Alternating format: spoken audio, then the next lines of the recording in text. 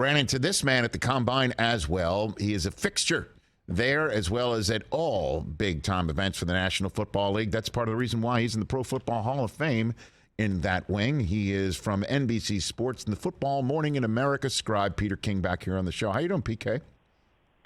Rich, good to be on with you. Good to see you in Indianapolis. Thank you. Right back at you. What is going on between the Jets and Rodgers? It seems like if the genie is now out of the Green Bay bottle, that this is going to happen to me. What do you think, Peter? Well, I don't know. As someone at the Combine said to me, a very good friend of one of the three decision makers in the Jets organization,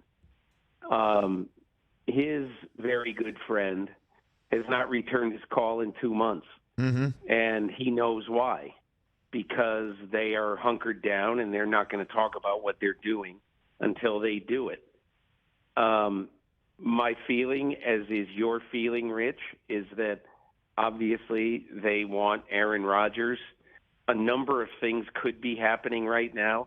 They could be convincing Rodgers that it's really probably the only place he can go.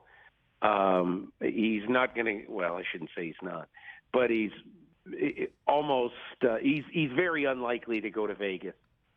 I have not heard, and I talked to all of the usual suspects in Indianapolis. I found nobody else who's really, chasing after Aaron Rodgers because people don't want a short-term solution. Now, Carolina doesn't want a short-term solution. Indianapolis has had nothing but short-term solutions. So they don't want that. So the Jets really, plus the Jets have a top 5 defense in football. It really is a very good place for Rodgers to go. But again, does he want to play?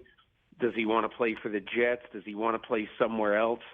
I'm of the opinion, Rich, that Jordan Love and Aaron Rodgers, one of them is not going to be on the Green Bay Packers this year. Mm-hmm.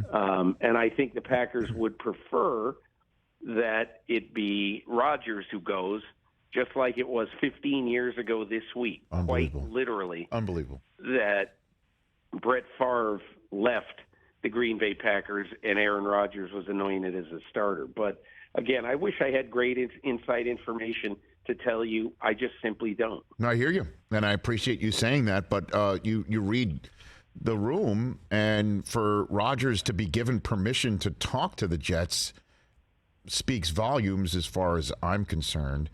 And one thing I want to pick up that you dropped is why not the Raiders? I know Raiders fans sit there and think, hey, Rodgers coming out here and throwing to Devontae Adams, let's run that back and figure out how to make sure Josh Jacobs, who's franchise tagged, and Darren Waller, and everyone else that they have under contract, they can stay there and run that back. Because you look at the division and it's Mahomes sitting astride it, and Herbert and Russell Wilson now, one would think, going to be vastly improved with Sean Payton.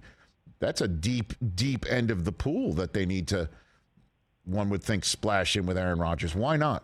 Why not the Raiders? You're Peter? right about that, Rich, but I think there's two things. Number one, there are a lot of people around the league who think that Mark Davis simply does not want or can't basically get into the business of throwing an extra $60 million at Aaron Rodgers. However, they would do that contract this year. Now, the Raiders do have, per over the cap, about $31 million in what's called effective cap room, which is the more realistic number that they can spend. And, so they probably have the money to finagle and to do things. But the problem with the Raiders is the Raiders have a lot of holes. And the Raiders, I don't believe, want to buy a 1 or 2 year Band-Aid, even if it meant that it would be great for them this year. I think the Raiders want to get a quarterback. If they want to get a quarterback who is somewhere between financially manageable, like theoretically Jimmy Garoppolo would be I'm guessing based on the last 2 days, because of the last two quarterbacks who have signed, somewhere in the $30 to $35 million range, I would think Garoppolo would be. And is somewhere between that and drafting a young quarterback and developing him. I mean, think about it, Rich. The reason why Josh McDaniels was hired in the first place is that he's very good at developing quarterbacks. Now, he wasn't this year. Maybe there will be a book written one day about the Derek Carr experience with Josh McDaniels. I don't know. All I know is that it's really damn weird for him not only to lose his job, but also to walk out of the last 2 weeks of the season. That was just a weird thing. So something happened there. But I think that Josh McDaniels wants an answer. He doesn't want a Band-Aid. Peter King here on the Rich Eisen Show. What's going on, do you think, with the Bears in that first overall pick coming out of the combine, Peter? Well, I met with Ryan Poles and wrote the lead to my column on him yesterday, and basically he told me that as of right now he's already got an offer that not only includes swapping first-round picks this year, so in other words, going down in the round, but also would give the Chicago Bears first-round picks in 24 and 25. For that to happen 7 weeks before the draft, and for that to be the floor right now of what he'll take, I think is interesting, and I think it says that the Bears are going to get more than that for this pick, depending on how far they're willing to go down. But, Rich, a lot of people in the last couple of days since I've written that have both, a couple of people in the league, why would you say that now? Why would you do it? Well, I kind of think that he wants everybody to know, if you're going to come and talk to me, here's where I am right now. I won't tell you how far down I have to go to get an extra one in 24 and 25, but that's on the table right now. And for people who think, oh, that's crazy, you can't get that. Well, you probably can't get it from Indianapolis at number 4. But I think you certainly, once you start talking about Carolina at 9 with a desperado owner in David Tepper, just remember, Rich, 2 years ago, San Francisco moved from 12 to 3. And basically, in addition to the first-round pick number 12, gave up 2 1s and a 3 for moving up 9 spots. So Carolina moving up 8 spots and getting the first pick in the draft, I would think that would have to be really the absolute floor. But again, we'll see what happens. But I do think he's going to have some significant interest for that pick. Well, I think you're properly identifying Carolina using the information you got from Ryan Poles, because Daniel Jeremiah had the old chart system out in the booth during our combine coverage and said if the Bears make a trade with Carolina, the trade would be the first overall pick and a 4th rounder this year for the 9th overall pick, 2 1s and a 2 in addition.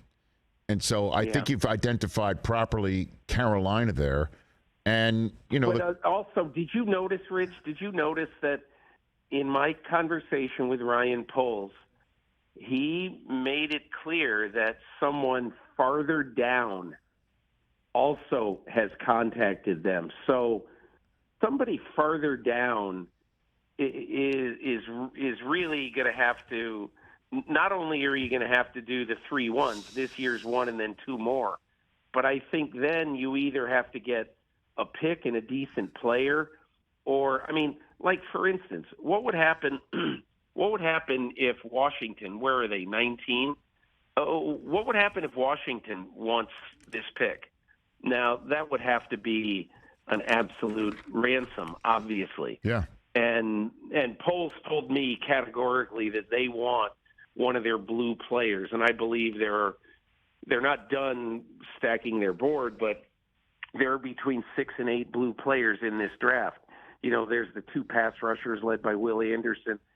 And they're gonna really want to get one of those, or they're gonna have to really have a ransom paid. So I think it's going to be really interesting to follow. My guess is that they'll take this out for a while, but he did tell me somebody wants it now. You're going to have to pay a premium, so probably significantly more than it's worth. Yeah, and Washington's sitting there at 16, so Tampa's sitting at 19. I don't know. It just really depends on. I don't know. Washington said they liked Sam Howell. I kind of believe that. They kind of dig that guy. But every team is going to say, Atlanta says it likes Desmond Ridder, and I think honestly that Atlanta does like Desmond Ridder, unless and Lamar Washington does like Sam Howell. Unless Lamar pops free. Yeah, I'm seriously. But I don't. I'm curious now about Lamar because and I'm not saying he won't get an offer if they franchise him, but I don't think there's going to be a lot of teams in the Lamar Derby. I just don't. Why? Well, I think there are two reasons. Number one, you not only are going to have to pay him the equivalent of, let's just say, 47, 48 million fully guaranteed or close to fully guaranteed, but then you got to pay 2 1s to the Ravens. So you're bankrupting yourself cap-wise, and you're taking away 2 huge pieces to build with. And I'm not saying nobody's going to. I just don't think a lot of teams would want to do that right now. Maybe 1 or 2 will. We'll see. But we're talking about a guy who, has started and finished 1 game in December and January in the last 2 years. He's been hurt 34% of the snaps over the last 2 seasons. So he's a guy who runs a lot.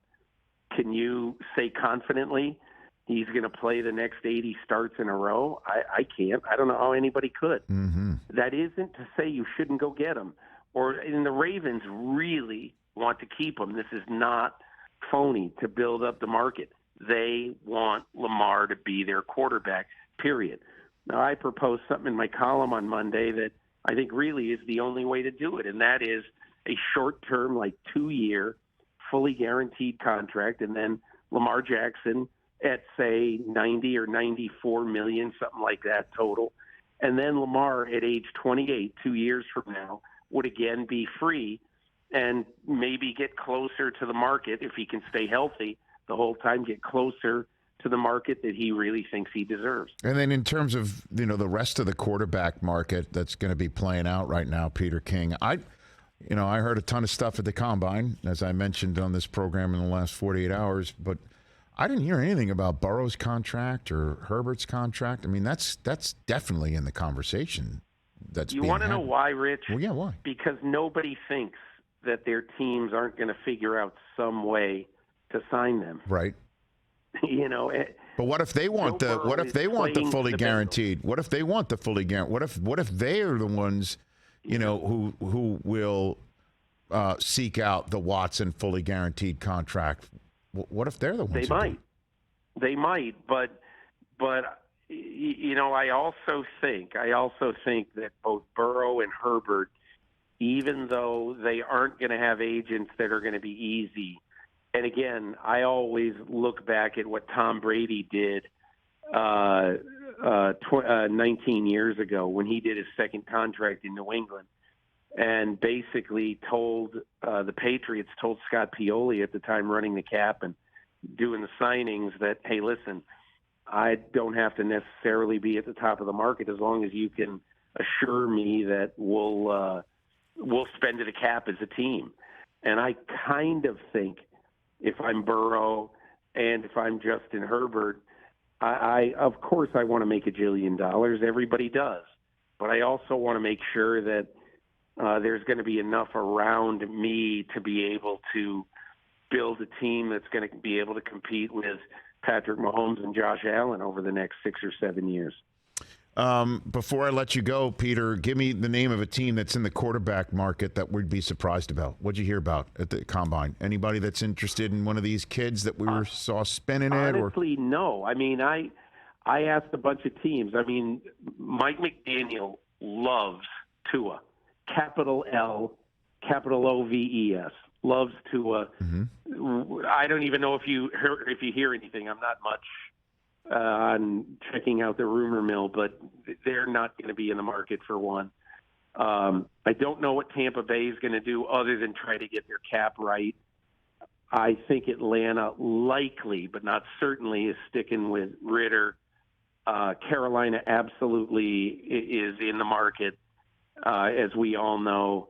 I don't think there is an upset special out there, at least as of right now. I think the 49ers are a little encouraged now that Brock Purdy is going to have his surgery this week.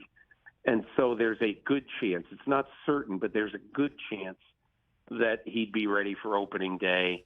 I don't think they're going to go out there and spend a lot on a quarterback. I think the most interesting thing right now is, where is Jimmy Garoppolo going to play next year? Okay. And my gut feeling is, I think Vegas is definitely going to be interested. I think if Baltimore loses Lamar Jackson, Baltimore will be interested. I think the Jimmy Garoppolo market is really going to be fun and quasi-fascinating to watch, because even though he's not the healthiest guy on the planet, he does win games. He's an excellent leader. So I think he's going to be the story to follow here in the next few weeks. Well, I mean, he could be a Jets quarterback candidate if Rodgers and the Jets don't come to terms, or the Jets will almost have to overpay Garoppolo, I think, if they don't get Aaron Rodgers. But you would think, you know what this reminds me of a little bit, Rich? Go for it. I remember 15 years ago when Mike Tannenbaum was running the Jets. I remember, because this was very early in training camp. I had just left on my training camp tour. Tannenbaum knew that I knew Brett Favre, and he called me and he said, "Would you see if there's any way he would consider us?" Basically. And I don't know. I acted a little bit as a middleman, not a big one, but just passed along some information. And this reminds me of that, of Mike Tannenbaum going to Hattiesburg, Mississippi to sell Brett Favre on the Jets.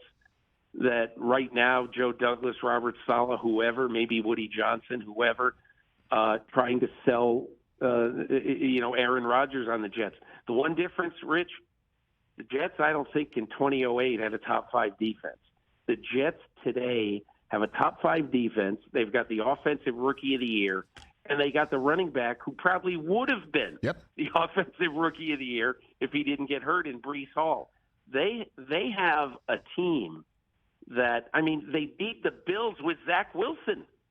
And so I don't know. I think the Jets are a fascinating team right now. Well, I don't know how much they have to sell themselves to Rodgers, because, you got Nathaniel Hackett coordinating the offense. And in terms of the defense, Rodgers knows all about that defense because Quinnen Williams was in his lap. And Sauce Gardner was wearing the cheese head in Lambeau Field. That happened last year. So I don't know. You have to admit, come on, you got to admit that you are like refreshing Twitter every 3 minutes. And you just want this so bad you can take it. Well, yes, in terms of Rodgers. I just don't know if Rodgers in New York, I don't know. The questions that he engenders about what comes out of his mouth that doesn't get asked of him in front of his locker in Wisconsin, I think would be asked all the time in New York. And I hope he's ready for that. I would just make this point. You're right. Aaron Rodgers basically, I think, now but Aaron Rodgers is a national figure. No doubt. I don't think it matters if he plays for the Green Bay Packers or the Walla Walla Walruses. He is going to be a national figure. Oh, yeah. So if he plays in New York, he's on the back page of the Post. I'm not saying he doesn't care. I think he cares about a lot of that stuff. But this has been his life in the last few years, where everything he says is huge news. So I've heard this. Oh boy, the New York media, and I'm not discounting that totally, but I am saying that I think media has changed in recent years. So with a guy like Aaron Rodgers, it's much more about the whole national scene, and not, oh boy, he's getting some really nice questions from the Green Bay Press Gazette. Hey, I am refreshing just to see what's happening, because Rodgers, and his abilities put him in New York with this team. Suddenly the Jets, I don't remember the last time the Jets were on national television, all 6-7 times they could be. And they will be this year. I mean, no doubt. And hey, this is the guy that can actually win him a championship with the team that they currently have, one would think. I would want him, Rich. I would want to hear this from Aaron Rodgers if I'm Joe Douglas and Robert Saleh. Yeah. I would commit to you for the next 2 years. That's what I'd want to hear. I would not want to go into this thinking there's a 50-50 chance it's one and done. Peter, thanks for the time. Greatly appreciate it. You're the man. Great to see you. Hey, all the best, Rich. Right back at you. That's the great Peter King. Catch the Rich Eisen Show every single day on the Roku channel, 12 to 3 Eastern, for free.